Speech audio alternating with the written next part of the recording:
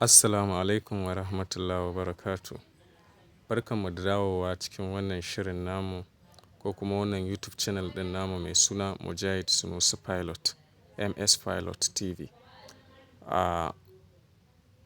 Mun gode wa Allah da ya sake sada mu da ku a cikin wannan abubuwa da muke koyarwa na online, musamman ma hanyoyin samun kuɗi na online, abubuwan da suka shafi Forex trading, cryptocurrency, online businesses, technology da sauran dai abubuwa makamantansu. Duk a cikin wannan YouTube ɗin za mu dinga kawo muku. Yanzu za mu ɗora karatu ne wanda za mu faro shi daga farko na harkar Forex trading, ma'ana harkar canjin kuɗaɗen ƙasashen duniya amma ta intanet, ta kan kwamfuta kenan. Saɓanin ta ya ake cewa reality. Ita wannan harka ana yin ta ne a intanet ake siya kuma a intanet ake siyar a ci riba sannan kuma mutum ya cire kuɗinsa. To menene abubuwan da ake buƙata? Da farko dai duk wanda bai subscribing ba ya danna mana subscribing, sannan ya danna alamar ƙararrawa, sannan kuma ya zaɓi all domin duk shirin da muka ɗora ya zaɓa, sannan a yi sharing wa 'yan uwa da abokanan arziki domin su amfana. Mun gode. Abubuwan da mutum yake buƙata wajen Forex trading, ma'ana abubuwan da mutum yake buƙata wajen yin Forex trading, me da me kake buƙata? Na farko akwai internet connection, ma'ana data. Yawanci abin da muka sani mu a nan data, ma'ana ya zamana dai akwai network. Sai abu na biyu, kana buƙatar ita harkar ana yin ta ne a me? Kwamfuta ko kuma waya. To kana buƙatar kenan na'urar laptop na kwamfuta ko desktop ko kuma wayar Android. Waɗannan su ne abubuwan da mutum zai shiga, ta su ne zai shiga ya yi wannan hada-hadar na kasuwancin Forex trading ɗin. Sai kuma abin da ya shafi jari. Mafi ƙarancin jari idan son samu ne, akwai brokers waɗanda suke ba da damar mutum ya zamana cewa ko $10 mutum zai iya sakawa a cikin account ɗinsa kuma ya samu kuɗi da wannan $10 ɗin. Amma idan son samu ne, mafi ƙarancin abin da ake buƙata shine $100, ya zamana mutum yana da $100. Wannan muna ɗauko muku tsari ne na Turai da kuma Turawa da kuma waɗanda suka ɗauki sana'ar da muhimmanci kuma suka san cewa sana'ar za su yi ta da gaske domin ta dinga rufa musu asiri. Shi ne mutum zai nemi mafi ƙarancin jarin da ya kai $100. Amma wanda zai zo ya saka $10 ko ƙasa da $10, $5, akwai brokers ɗin da suke ba da dama har $5 a yi depositing. To wannan ni a tunanina ma wasa kawai zai yi, ba neman kuɗin zai yi ba. Yauwa, duk da dai mu Najeriya ya danganta, ƙarfi ne. Amma a ƙasashen waje za ka ga wani $100 ba komai ba ce ba a wajensa. To ko a Najeriya ma wani $100 ba komai ba ce ba a wajensa. Amma wanda ya ɗauki harkar da muhimmanci to aƙalla ya saka $100. Mafi ƙarancin abin da ake da buƙata kenan. Sai kuma me? Mafi ƙarancin lokacin da mutum zai ware yayin yin business ɗin. Shi wannan mafi yawanci ita harkar Forex trading akwai traders waɗanda sun kasu kashi 3 ko ma 4. Akwai waɗanda ake cewa scalpers traders, waɗanda su a ɗan minti 5 zuwa 10, 15 sun ɗan yi trading sun samu abin da suka samu sun fita. Sannan sai su kuma duba wata damar sai su ƙara shiga su fita. Kun ga kenan idan za su yi amfani da minti 15 misali shine highest hour, tsari na scalpers traders. To zai zama na cewa kenan in suka samu minti 15 aƙalla sau 4 kaga sun yi awa ɗaya kenan. In suka yi sau 6 kaga awa ɗaya da rabi kenan. To akwai kuma waɗanda ake kiransu day traders, waɗanda su kuma wunin ranar suke yin trading. To su day traders su mafi ƙarancin time ɗin da suke samu su shiga su wannan ɗin shine awa 3 zuwa awa 6.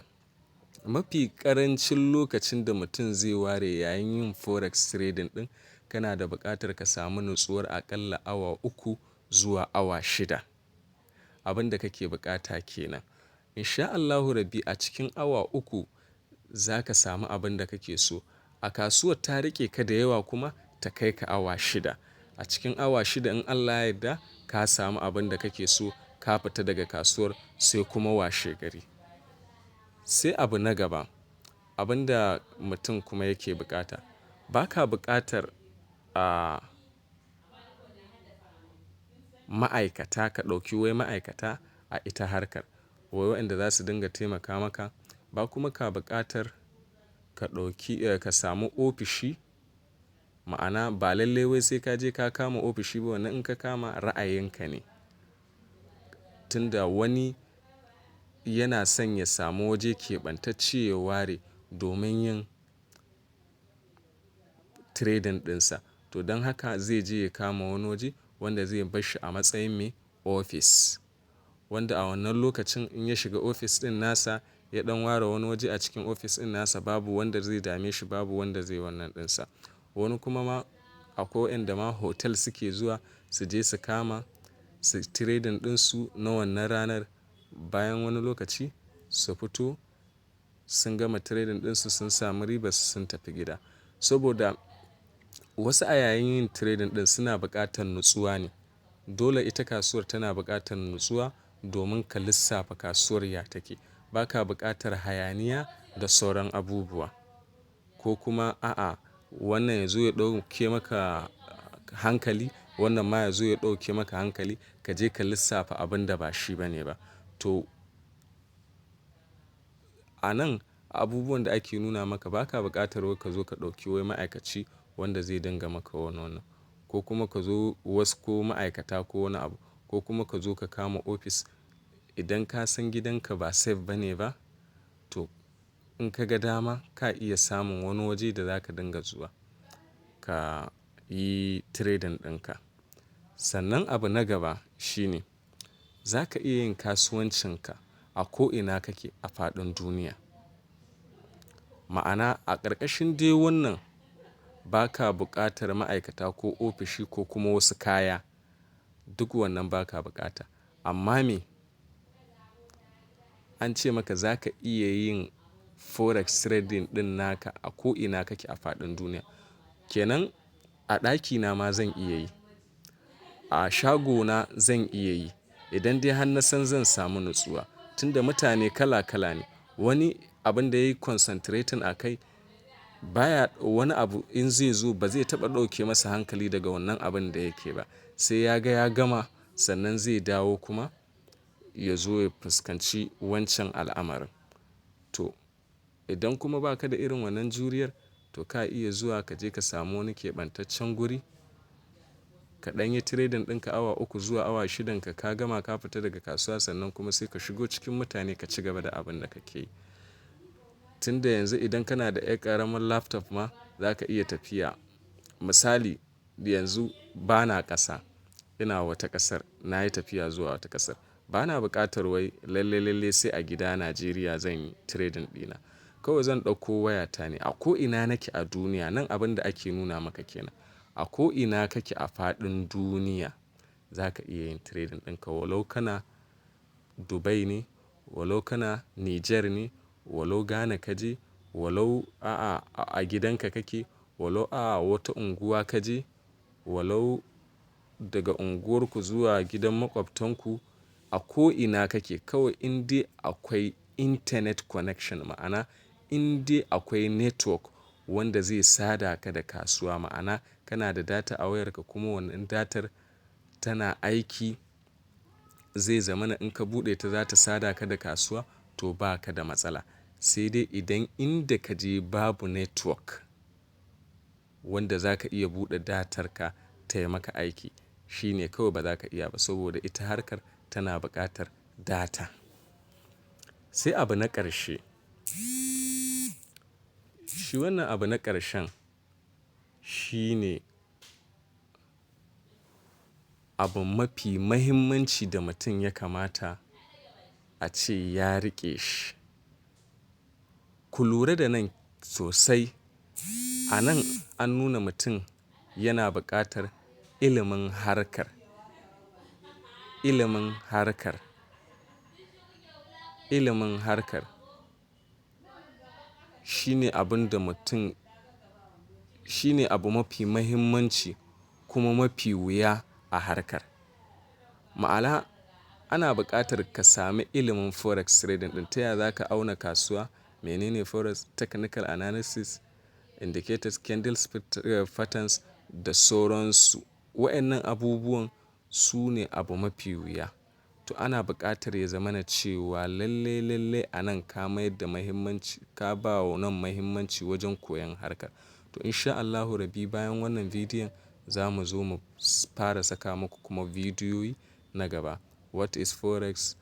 What is brokers? What is cryptocurrency?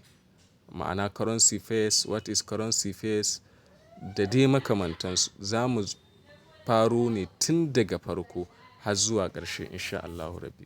Kar ku manta ku yi mana subscribing idan ba ku yi ba, sannan ku yi liking, sannan kuma ku yi sharing. Mun gode.